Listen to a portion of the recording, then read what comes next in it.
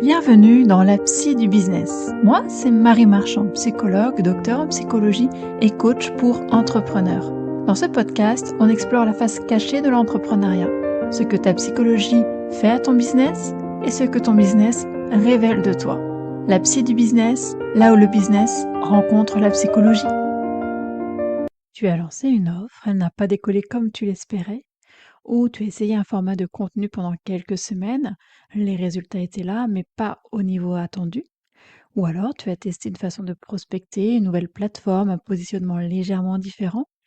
Et là, au bout de 2 mois, 3 mois, quelque chose se passe, une certitude s'installe, que ce n'est pas la bonne approche, que tu as besoin de repartir autrement, que cette fois-ci, la prochaine stratégie, elle va fonctionner. Et tu recommences. Nouveau positionnement, nouvelle offre, nouveau format, parfois nouvelle niche, parfois tout d'ailleurs. Et si je te demandais de compter le nombre de fois où tu as tout repris depuis le début, depuis que tu es indépendant, tu arrives à combien? Alors je pose cette question sans jugement, parce que ce pattern, changer de stratégie régulièrement, recommencer, repartir, est très courant chez les entrepreneurs. Et il est presque toujours lu de la même façon. Soit comme un manque de constance, un défaut de discipline ou une incapacité à tenir le cap, à tenir une direction, soit comme de l'agilité, de la capacité d'adaptation, un signe qu'on évolue. Et ce que je vais te proposer aujourd'hui, c'est une troisième lecture, celle que personne ne te propose. Quand quelqu'un change de stratégie très régulièrement, la première question à se poser n'est pas est-ce qu'elle manque de constance? La première question, c'est qu'est-ce qui rend l'attente insupportable? Parce que changer de stratégie, c'est toujours répondre à quelque chose, à une sensation, à un inconfort, à une pression interne qui te dit ça ne va pas assez vite, ou ça ne marche pas, ou il faut faire autrement. Et cette sensation-là, elle ne vient certainement pas de la stratégie, elle vient de toi, de ton niveau de tolérance à l'incertitude, de ta capacité à rester dans quelque chose qui ne donne pas encore de résultats visibles. Changer de stratégie tous les 3 mois, ce n'est presque jamais un problème de stratégie, c'est un problème de sécurité intérieure. Et c'est ça que ton business te dit. À chaque fois que tu recommences, à chaque fois que tu repars de zéro, il te dit quelque chose sur ce que tu tolères et sur ce que tu ne tolères plus. Alors il y a 3 grandes raisons pour lesquelles on change de stratégie régulièrement, 3 lectures différentes du même comportement. Et elles ne demandent bien entendu pas la même chose. La première lecture, c'est l'intolérance à l'incertitude.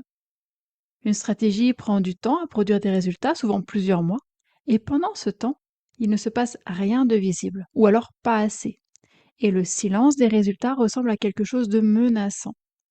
Pour une personne dont le système nerveux est en insécurité chronique, ce silence est particulièrement insupportable. Et ce n'est pas de l'impatience, non.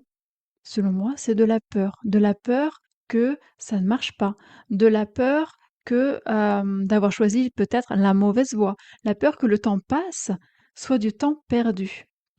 Alors on change, on repart, parce que repartir donne l'illusion de contrôle, ça calme le système nerveux pour quelques semaines. Et puis, le silence revient et le cycle recommence. Ce que ce pattern dit, c'est que ton système nerveux a besoin de mouvement pour ne pas ressentir la menace.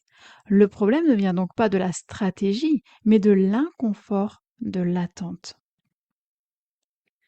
Deuxième lecture que je vois, c'est la fuite de l'exposition. Alors celle-là, elle est plus subtile et peut-être souvent plus douloureuse aussi à voir.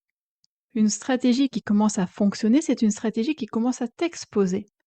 Les gens te voient, les gens te jugent, te choisissent ou ne te choisissent pas. Et ça, pour quelqu'un dont la peur de la visibilité est active, c'est une menace. Alors quelque chose d'intéressant va se passer. Juste au moment où la stratégie commence à prendre, juste quand les premiers vrais résultats arrivent, il y a comme une petite conviction qui s'installe. Ce n'est peut-être pas vraiment la bonne approche, qu'il faudrait peut-être retravailler un petit peu la cible, le positionnement, qu'on n'est pas sûr que ce soit aligné. Et on repart depuis le début, là où personne ne nous voit encore, là où on est en sécurité. Ce que ce pattern dit, c'est qu'au moment précis où le business commençait à te rendre visible, tu t'es saboté. par peur de ce que la visibilité implique. Et enfin, la troisième lecture, je mettrais ça sous l'identité entrepreneuriale qui est en construction. Alors celle-là, elle est différente des deux premières parce qu'elle n'est pas toujours un problème. Parfois, changer de stratégie régulièrement, c'est le signe qu'on ne sait pas encore vraiment qui on est en tant qu'entrepreneur, qu'on teste, qu'on cherche, et donc on tâtonne pour trouver ce qui résonne vraiment. Et c'est OK, c'est normal, surtout dans les premières années. L'identité entrepreneuriale se construit dans l'expérimentation. On ne sait pas ce qui nous correspond avant de l'avoir essayé. La distinction importante ici, c'est de savoir d'où vient le changement. Est-ce qu'il vient d'une vraie curiosité, d'un élan, d'une envie de tester quelque chose qui t'attire, ou est-ce qu'il vient d'un inconfort, d'une fuite, d'une pression interne qui te dit bah, ça ne va peut-être pas assez vite. Ici, l'expérimentation nourrie par la curiosité, c'est quelque chose de plutôt sain. Par contre, l'expérimentation pilotée par la peur, tu l'as compris, bien entendu, c'est épuisant. Alors, je vais te parler de moi, d'une période que j'ai vécue au tout début de mon activité indépendante. Quand j'ai quitté l'université, j'avais une idée assez claire de ce que je voulais faire, de qui j'étais, de ce que j'avais à apporter. J'avais une formation solide, j'étais psychologue, docteur en psychologie sociale, j'avais une vraie expertise, j'avais une façon de voir les choses qui m'appartenait vraiment. Et malgré tout ça, j'ai changé de positionnement plusieurs fois uniquement dans la première année. J'ai retravaillé mon offre depuis le début, j'ai changé mes formats, j'ai remis en question ce que je proposais. J'ai cherché la bonne façon, avec une régularité que je comprends mieux aujourd'hui. Sur le moment, je me racontais que c'était de l'évolution, que j'affinais, que c'était normal au début. Et ok, en partie c'était vrai. Mais ce que j'ai compris plus tard, c'est que derrière cet affinement constant, il y avait quelque chose d'autre. Une intolérance à l'incertitude que je ne voulais surtout pas voir. Parce que chaque fois que quelque chose ne prenait pas assez vite, alors entre parenthèses, mon driver dominant c'est fais vite. Du coup, c'est relativement challengeant pour moi quand ça ne va pas assez vite. Donc à chaque fois que ça ne prenait pas, il y avait une petite voix qui me disait c'est la mauvaise approche. Et moi, j'écoutais cette voix parce qu'elle avait l'air raisonnable, parce que peut-être qu'elle se déguisait aussi en lucidité, en réflexion. Et ce que j'aurais eu besoin d'entendre à cette période, ce n'est pas bah, choisis une stratégie, tiens cette stratégie pendant tant de temps et vois ce que ça donne. J'aurais préféré entendre qu'est-ce qui rend l'attente si insupportable pour toi? Qu'est-ce que tu cherches à contrôler? Et qu'est-ce que tu fuis? Ces questions-là, alors je les répète parce que je pense qu'elles sont importantes. Qu'est-ce qui rend l'attente si insupportable pour toi? Qu'est-ce que tu cherches à contrôler? Et qu'est-ce que tu fuis? Ces questions-là sont vraiment psychologiques. Donc ça n'a rien à voir avec la stratégie, tu l'as bien compris. Et c'est pour ça qu'aucun consultant en marketing, en business, en coaching business n'allait me les poser. Alors qu'est-ce que ton business te dit quand tu changes de stratégie pour la troisième fois en un an? Il ne te dit certainement pas que tu manques de discipline, ou peut-être pas. Il ne te dit pas non plus que tu n'as pas trouvé la bonne stratégie. Il te dit que quelque chose en toi n'arrive pas encore à rester dans l'inconfort et construire quelque chose qui prend du temps. Et ça, c'est une information précieuse, parce que le vrai problème, c'est ce que l'attente active en toi, c'est le niveau de sécurité intérieure depuis lequel tu entreprends. Quelqu'un qui entreprend depuis un socle de sécurité intérieure peut tout à fait rester dans une stratégie qui ne donne pas encore de résultats, parce qu'il ne vit pas l'absence de résultats comme une menace sur ce qu'il est. Il attend, il observe, il ajuste sans tout recommencer.